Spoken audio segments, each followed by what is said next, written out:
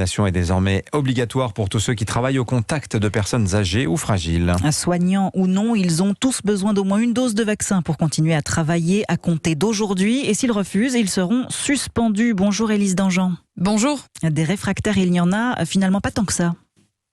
Alors selon les derniers chiffres du ministère, le taux de couverture vaccinale dans les établissements de santé atteint désormais 89%. 89%, c'est également la part de soignants vaccinés dans les EHPAD. Les bons élèves restent les soignants libéraux.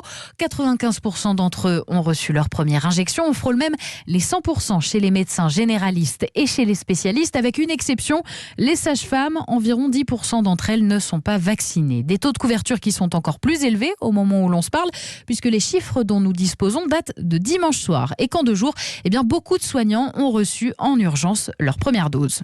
Mais il y en a quand même qui refusent le vaccin, Élise, et ça va poser problème dans certains établissements.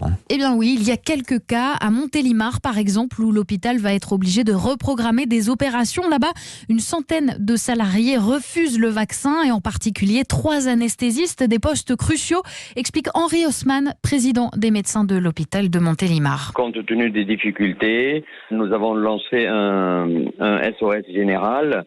Pour le moment, on a eu un anesthésiste qui peut se détacher pour la semaine prochaine, sachant qu'il nous faut minimum 4 anesthésistes sur place. Dans cet hôpital, le DRH reçoit déjà le personnel qui refuse de se faire vacciner pour discuter de la suite au-delà des suspensions.